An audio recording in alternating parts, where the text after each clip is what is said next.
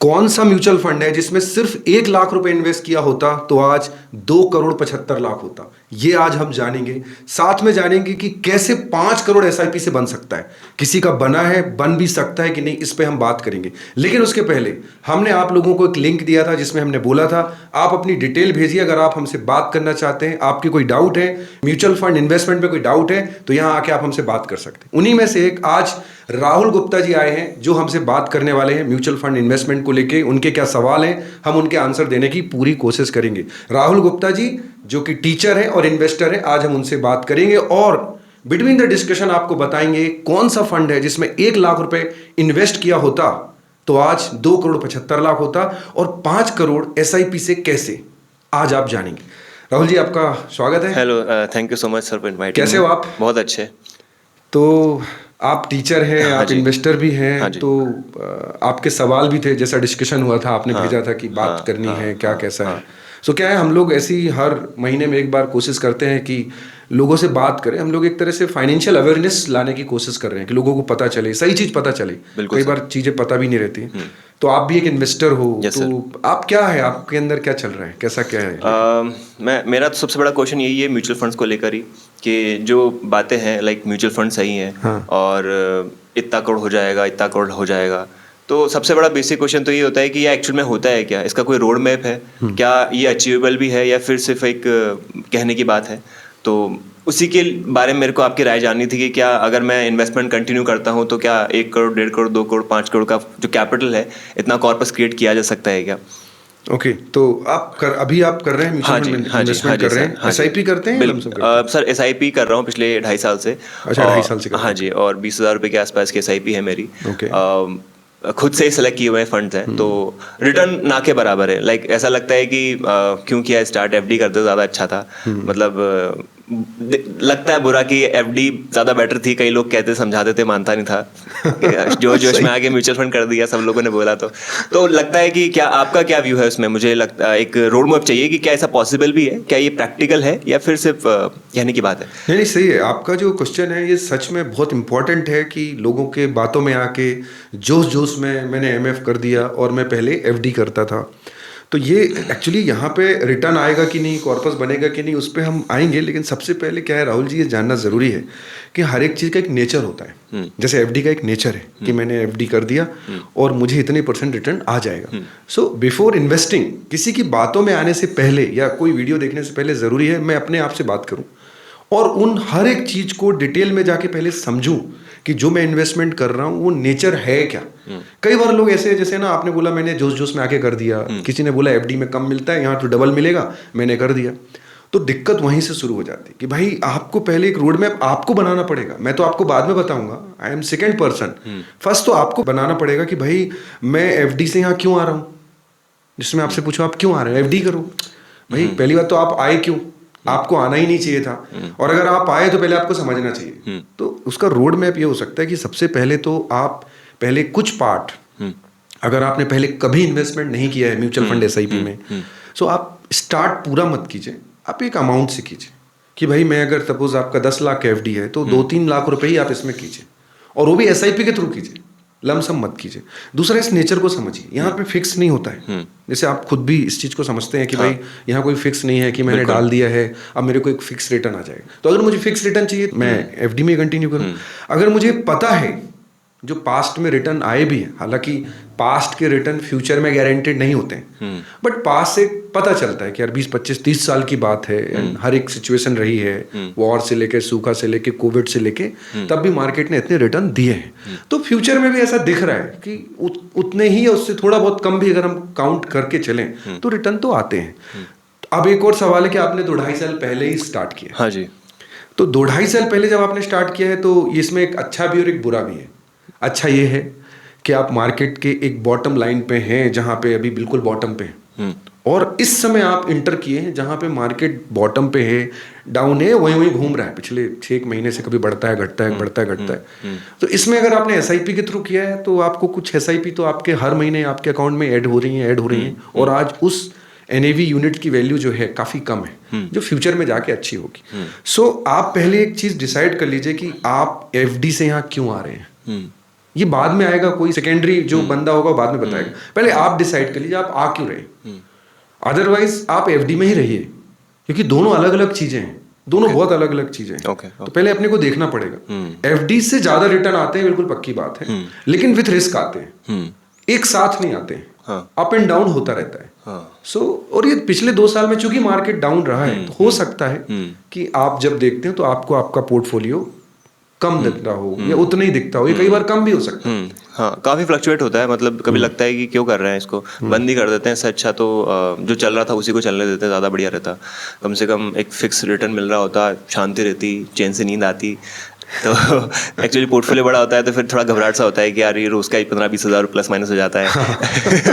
तो ये जो है ना, आपने बोला चैन से नींद आती, ये एक्चुअली एक प्रॉब्लम भी है। इसके लिए लाइव है ना, दिखता है। जैसे सपोज किसी का पोर्टफोलियो 20 लाख का है, हाँ जी, अब वो जब दूसरे दिन देखा कि 19,70,000, तो घबराहट होती है, टेंशन होती है ना, अनईजी लगता है एंड डाउट होता है। अगेन ये बात आती है कि मैंने कोई गोल सेट नहीं किया, मैंने किसी पे इन्फ्लुएंस होके ज्यादा रिटर्न के लालच में बिना जाने समझे मैंने इन्वेस्ट कर दिया। हम एक ही चीज बोलते हैं, आप सभी को जानना जरूरी है, इसमें जब तक आप प्रॉपर प्लान नहीं करोगे या खुद से या किसी एक्सपर्ट की मदद से, तो ये सब कुछ जो आज राहुल जी के साथ हो रहा है आपके साथ भी होता रहेगा। क्योंकि मार्केट कभी भी एक साथ रिटर्न नहीं देता है कि इतना फिक्स रिटर्न देगा, और कोई भी इसको प्रेडिक्ट नहीं कर सकता है। मार्केट में अप एंड डाउन पहले भी होते थे, आज भी होते हैं और आगे भी होते रहेंगे। तो जैसे आपने बोला, अब मैं अगर आपको बोलूं आपकी अगर एज क्या है, if you don't mind. Sir I am 30। सो आप कितना प्लान कर रहे हैं, अगले कितने साल के लिए प्लान कर रहे हैं? 60 तक की एज के हिसाब से प्लान किया था कि मतलब 30 साल। 30 ईयर्स, बहुत लंबा टाइम है आपके पास। तो इस 30 ईयर्स में आपको एक चीज राहुल जी ध्यान रखने की बात है, जैसे आपने बोला कि मुझे बहुत टेंशन भी होता है, तो आप एक फिक्स कुछ कर लीजिए। इतने अमाउंट को मैं SIP कर रहा हूँ और मैं इस पे पैनिक नहीं होऊंगा। अगर आपका 20,000 है, ठीक है, अगर ये ज्यादा है, जिस अमाउंट को आपको टेंशन हो रहा था, 15,000 कर दीजिए, आप 10,000 कर दीजिए। बट फिर वो उस अमाउंट पे सही फंड चूज करके फिर आप उस पे बने रहिए। फिर आप बार बार मत देखिए कि यार होगा नहीं होगा, मेरा कम तो नहीं हो रहा है, ज्यादा तो नहीं हो रहा, और वो मैं क्यों बोल रहा हूँ उसका मैं आपको आंसर देता हूँ। जैसा मैंने आपको शुरू में बोला था कि अगर आप 1 लाख रुपए लगा देते, कौन सा फंड है बता रहा हूँ, 1 लाख रुपए लगा देते तो उसकी आज की वैल्यू 2,75,00,000 होती। ऐसा मैं हो सकती है नहीं बोल रहा, अगर लगा देते तो होती। मैं बता देता हूँ कौन सा फंड है, तो उसमें आपका भी जवाब मिल जाएगा। जो आपने बोला ना कि ये घबराहट होती है, लेकिन आपने एक अच्छी चीज बोली कि 30 ईयर का टाइम है, तो कौन सा फंड है मैं आपको बताता हूँ। Franklin India mid cap fund की बात कर रहा हूँ, जो 93 में लॉन्च हुआ था। अब आप देखिए, जब ये फंड लॉन्च हुआ था 93 में, तब अगर आपने सिर्फ 1 लाख रुपए लगा दिया होता, 93 में Franklin India mid cap fund की NAV थी 10.31। ओके, सिर्फ इतनी थी। 1 लाख रुपए आपने लगा के छोड़ दिया। अब अगर आपने छोड़ दिया होता तो, बट छोड़ना आसान नहीं था, क्योंकि इस फंड ने भी बहुत अप एंड डाउन किए देखे होंगे। हाँ सर। अब आज की रेट में इसकी NAV है 2837.19, मतलब 2837 रुपए। पहले थी 10 रुपए 31 पैसे और आज है 2837.19। मतलब मेरा 1 लाख बढ़ के हो गया होता 2,75,00,000। फ्रैंकलिन इंडिया मिड कैप, हमारा कोई रिकमेंडेशन नहीं है, हम बता रहे हैं 93 में। अब सवाल वही उठता है, भाई 93 में 1 लाख होता, लगा देते तो हो जाता। ये तो वही बात हो गई। बताने का मकसद यहाँ ये है कि इसकी NAV आज 2837 रुपए है ना, जो कि पहले 10 रुपए थी जब लॉन्च हुआ था, और आज 2800 है। मतलब अगर आपने इसमें लगा दिया होता तो होता तो है बिल्कुल। बट प्रॉब्लम क्या है, ये 93 से आज 26 है, बहुत मुश्किल समय। इतना लंबा टाइम लोग रुक ही नहीं पाते। और जब रुक नहीं पाते हैं तो कैसे होगा? रुक ही नहीं पाते ना। अब जैसे आपको 2 साल हुआ है, मैं आपको बोलूं कि रिटर्न तो आते हैं, तो आप मानोगे कैसे? आपको तो आया नहीं है। बिल्कुल सर। तो आप एक काम कीजिए, किसी ऐसे व्यक्ति से मिलिए जो 2010 से 2005 से इन्वेस्ट कर रहा है। उसका पोर्टफोलियो निकाल के देखिए, किसी की बातों में मत आइए, उसको निकाल के देखिए कि यार क्या सच में रिटर्न आते हैं।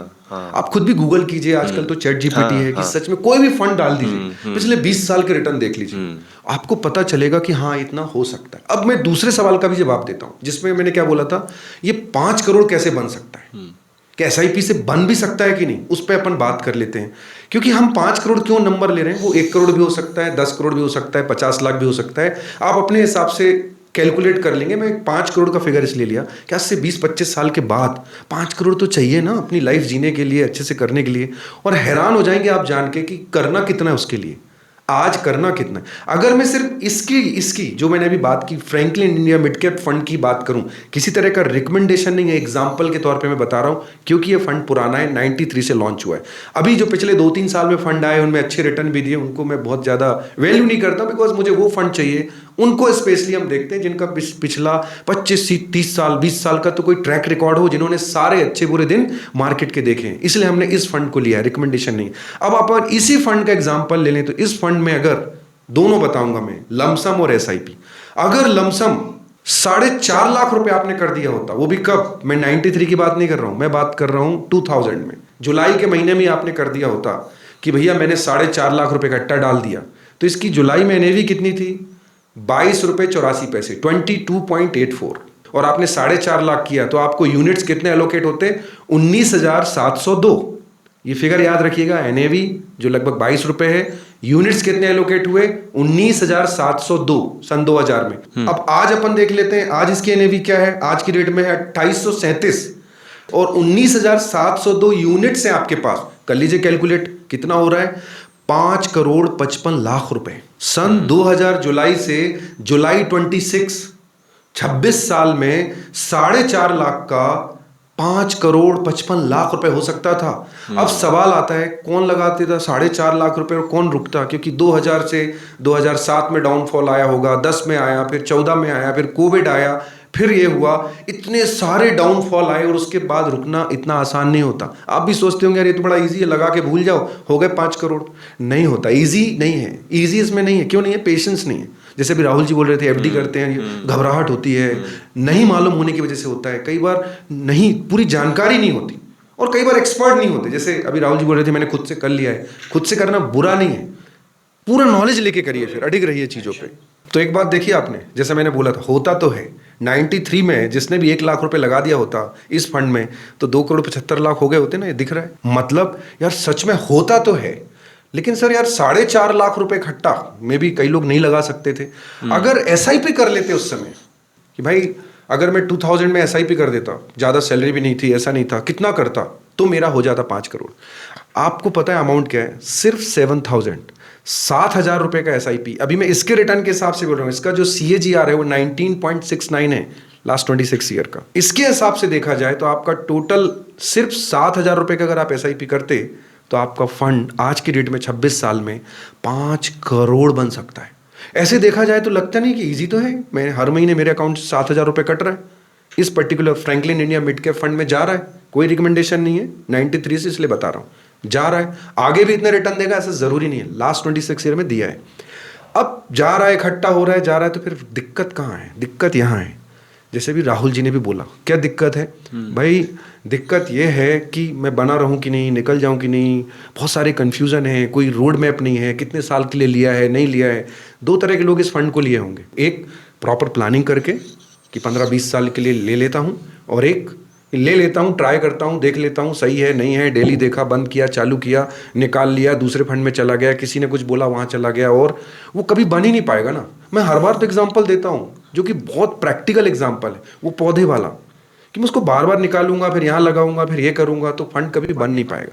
तो ये बहुत ज़रूरी है। आप ये देखिए फ्रैंकलिन इंडिया मिड कैप की होल्डिंग भी हमने बताई है, कौन कौन सी कंपनीज में है, ये देखिए, मतलब वो पैसा कहाँ लगाता है वो भी हम बता दिए। यहाँ टोटल 76 कंपनीज में आपका 7,000 रुपए लगता है, यहाँ पे होल्डिंग है।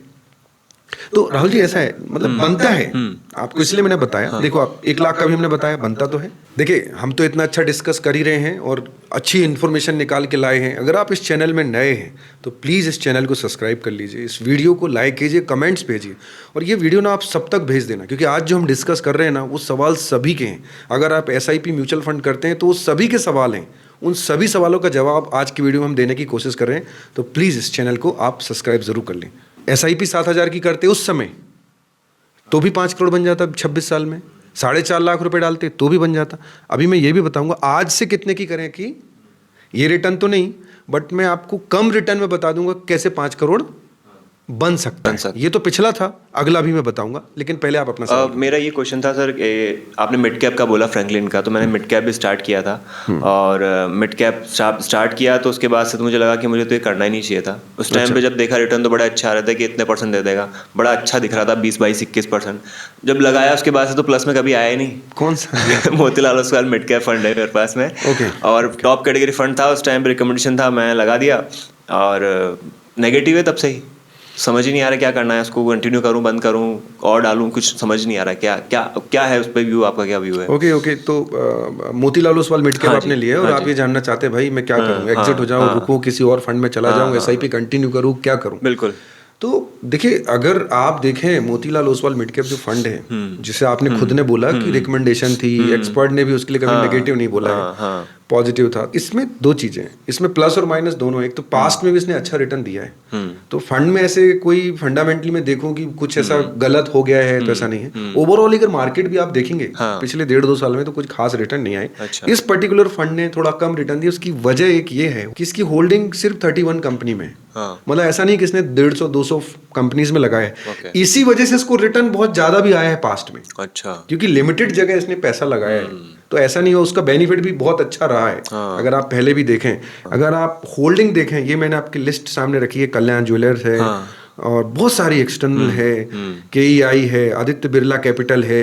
तो अगर इन कंपनी, श्रीराम फाइनेंस है, BSC लिमिटेड है, इस तरह से इनका अगर आप देखेंगे, डिक्सॉन है, भारती है, तो इनके अगर आप फंड पे जाके देखेंगे, क्योंकि किसी भी म्यूचुअल फंड में हम ये भी जाके देखते हैं कि होल्डिंग का मतलब पैसा कहाँ कहाँ लगा है। अच्छा। तो इनकी जो होल्डिंग है 31 कंपनीज में है।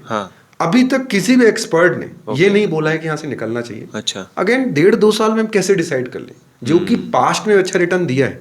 हो सकता है अगर आपको ऐसा लगता है, आपके पास कुछ अमाउंट है, तो इस समय आप टॉप अप भी कर सकते हैं, क्योंकि बॉटम पे है। तो म्यूचुअल फंड में क्या होता है ना कि मिड कैप, जैसे आपने मिड कैप है, तो मिड कैप में एक ही होता है, आपने इन्वेस्ट किया तो एकदम से बहुत अच्छा भी रिटर्न दे रहा है, कई बार 2 साल 3 साल के लिए रुक भी जाता है। एक साइकिल की तरह है, आप समझ, एक साइकिल है कि ये चला फिर होल्ड हो गया। अब मैं उस समय इंटर हुआ जब टॉप पे था, और उस समय हुआ जब रिटर्न आने ही वाले थे। मतलब वो पेशेंस का खेल है। अब रिटर्न आने ही वाले थे और मैं एग्जिट हो गया, और अब मैं फिर ऐसे फंड में चला गया जो डाउन जाने वाला ही है। अभी पीक पे है बट वो डाउन जाने वाला ही।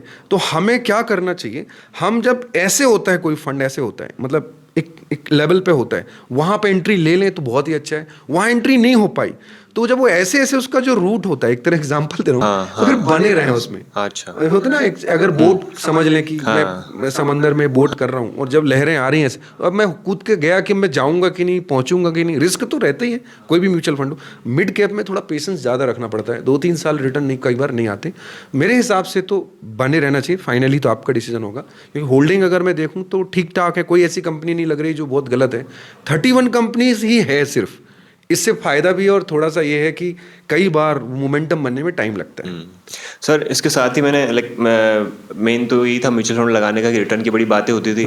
तो मिड कैप पे पैसा डाला, रिटर्न तो आता है, मैंने आपको दिखाया। हाँ जी, लॉन्ग टर्म में तो आता है। हाँ, मिड कैप पैसा डाला, स्मॉल कैप में पैसा डाला, स्मॉल कैप में भी अच्छा बार डाला। मतलब स्मॉल कैप भी, मतलब यही सारा सबसे बड़ा दुख यही है कि स्मॉल कैप क्यों लिया, क्योंकि जब से लिया उसके बाद से कुछ हुआ ही नहीं उसमें, तो और फंसा हुआ उसमें पैसा। तो क्या स्मॉल कैप में कंटिन्यू करना चाहिए, बंद कर देना चाहिए? मेरा कोई क्लैरिटी नहीं आ पा रहा है इस चीज़ पे कि फंड सिलेक्शन कैसे क्या हो, तो उस पर आपका क्या व्यू है?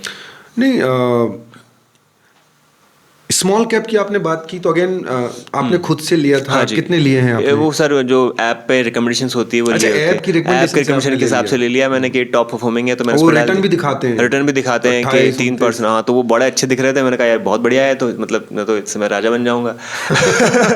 तो ले लिया।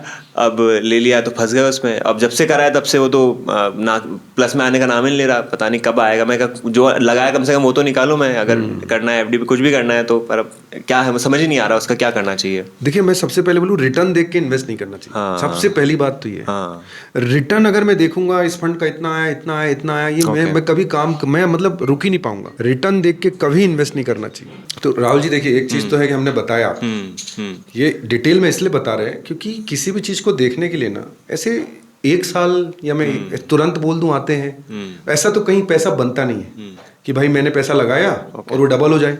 ऐसा कहीं है तो फिर फ्रॉड है। पैसे का एक प्रोसेस है, पोर्टफोलियो बनाने का, कॉर्पस बनाने का एक टाइम फ्रेम होता है, गोल बनाना पड़ता है, समय लगता है।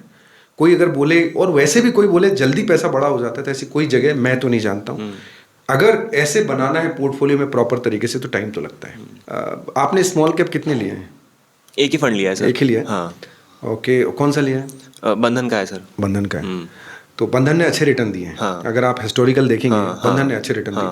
बट प्रॉब्लम वही आ रही है, अब आप ऐसे समय में इंटर हुए हैं, है अच्छा समय, बट अभी रिटर्न नहीं आ रहे, तो आपको लगेगा मैंने गलत फंस गया। अच्छा। एक्चुअली अगर आप देखें 24 में, आई थिंक सितंबर तक एक पीक पे था, 86 तक मार्केट चला गया था सेंसेक्स, और अभी 76 पर है। उस समय से भी अपन 10,000 माइनस में है। अब आप सोचो, कोई चीज उस समय जो है 24 में 86 पे था अपना सेंसेक्स, और आज अपन 77 पे, तो हम उसको भी अभी बेंचमार्क को टच नहीं किया है, तो रिटर्न आएगा कैसे?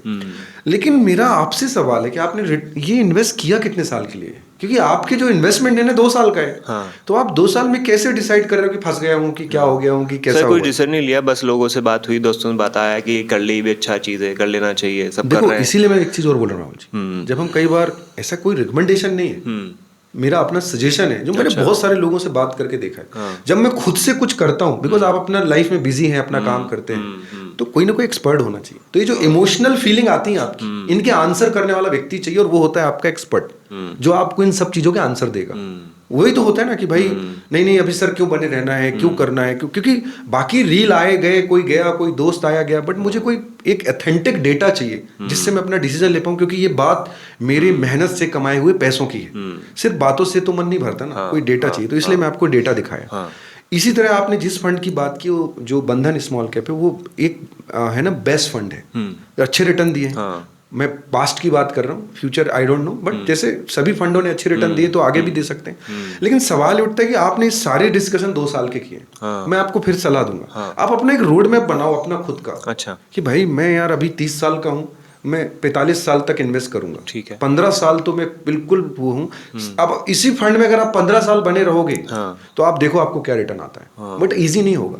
इजी क्यों नहीं होगा? क्योंकि आपको बार बार ही होगा, बार बार आप देखोगे, कोई मिल भी जाएगा, खुद भी कई बार मन में लगता है निकल जाऊं क्या है। अपने आप को पहले समझाओ कि यार ये जो मैंने फंड लिया ना, म्यूचुअल फंड है, ये मार्केट से लिंक है। जैसे मार्केट में अप एंड डाउन होंगे, मेरा फंड भी अप एंड डाउन होगा, लेकिन ये बड़े बड़े एक्सपर्ट भी कहते हैं कि रिटर्न हमेशा 12 से 15% आते हैं, जो कि बाकी जगह से बेटर है, जो इन्फ्लेशन को बीट करते हैं।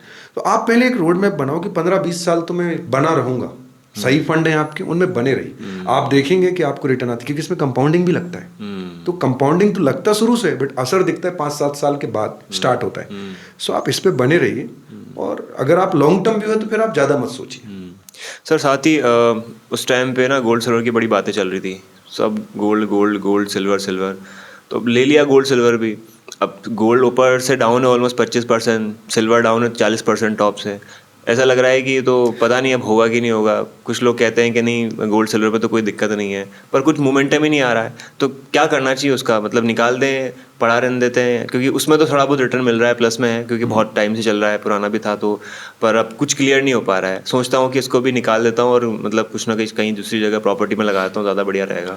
हाँ, वो तो खैर आपका डिसीजन है, आप कहीं भी लगा सकते हो, और फाइनल डिसीजन हमेशा आपका ही होना चाहिए। लेकिन आपने बोला कि उस समय लिया था। अच्छा, आप बताओ लेने का मन कब करता है? जब रेट बढ़ते हैं। सब लोग बोल रहे हैं, सब लोग बोलते हैं, और रेट बढ़ते हैं, रेट बढ़ रहे होते हैं। जब रिटर्न ज्यादा दे रहा होता है तब मैं इन्वेस्ट करूंगा। जब गोल्ड महंगा होता है तब मैं इन्वेस्ट करूंगा। जब सिल्वर आगे बढ़ रहा होता है तब मैं इन्वेस्ट करूंगा। यही तो समझना है। वो गलत नहीं था वहां इन्वेस्ट करना। आप सबको भी बोलते, गलत नहीं था जब पीक पे था गोल्ड सिल्वर, या जब हम मार्केट में आए। गलत अभी है ये सोचना कि क्या मैं निकल जाऊं, क्योंकि जब महंगा था तब मैंने ले लिया, अब जब सस्ता है तो मैं बोल रहा हूं मैं निकल जाऊं। जिन्होंने लमसम भी लिया था उनको रुकना चाहिए, दूसरा तो कोई रास्ता नहीं है, लॉस में क्यों जाना। फिर से वही बात आती है कि यार क्या मैं ट्रेडिंग कर रहा था या इन्वेस्टमेंट कर रहा था। इन्वेस्टमेंट था तो क्या 2 साल के लिए था? 2 साल के लिए कोई इन्वेस्टमेंट होता नहीं है। 1.5-2 साल के लिए तो एफडी करना चाहिए, इसमें आना ही नहीं चाहिए। 5 साल से कम एसआईपी म्यूचुअल फंड में आपको कोई मजा नहीं आएगा। अच्छा। रिटर्न दिखेगा ही नहीं।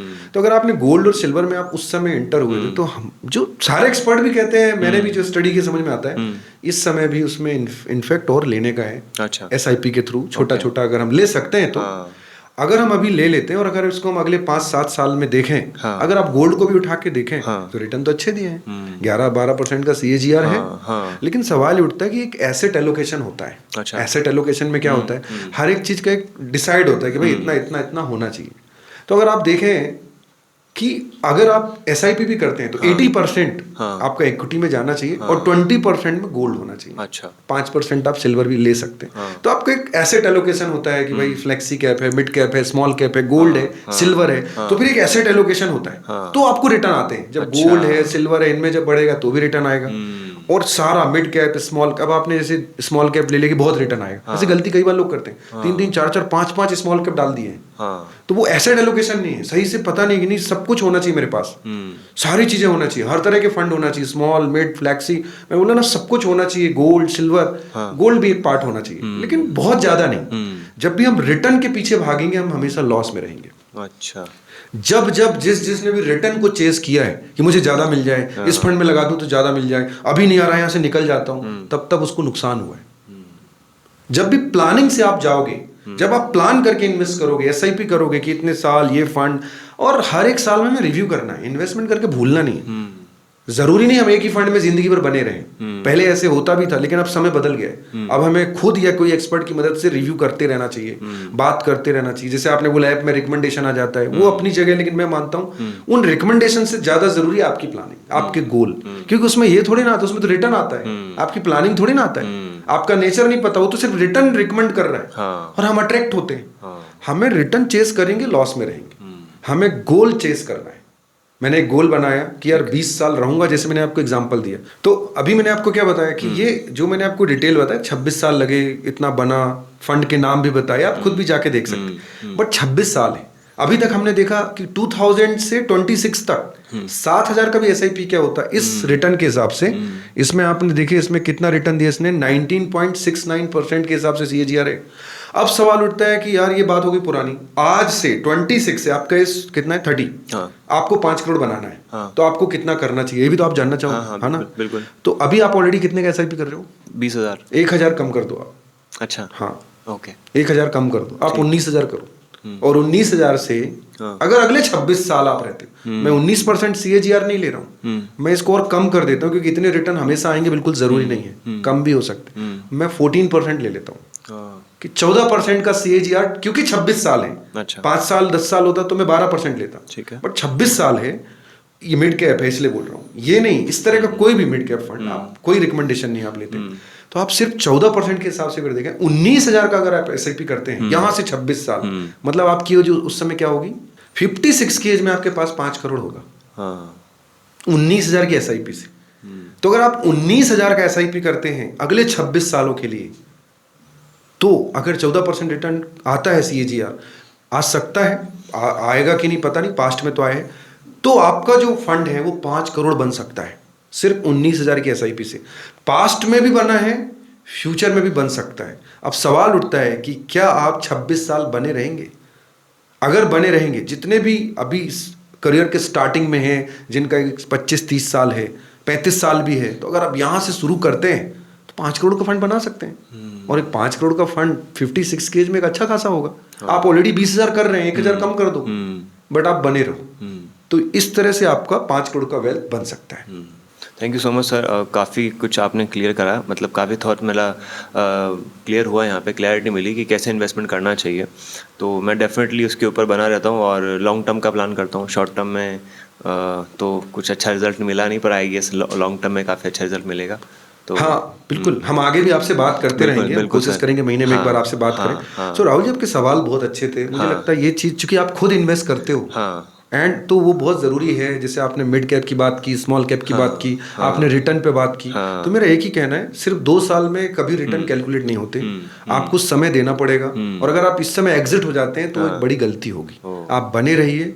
लॉन्ग टर्म में मैंने आपको डेटा दिखा दिया, ये कोई डेटा ऐसा नहीं कि मेरा डेटा है, ये डेटा है, मैंने फंड का नाम बता दिया, इसने इतना रिटर्न दिया है। तो अगर हम बने रहते हैं तो रिटर्न मिलने के चांसेस है। और गोल आपका होना चाहिए, किसी और का नहीं। और रिटर्न देख के नहीं जाना चाहिए, हम एक गोल बना लें। जैसे अभी आज हमने बना लिया, आप 20,000 कर रहे हो, आप बताओ 56 में तो 5 करोड़ होगा आपके पास, बट आप बने रहोगे तो रिटर्न जरूर आएगा, जरूर मिलेगा। Okay okay, thank you so much.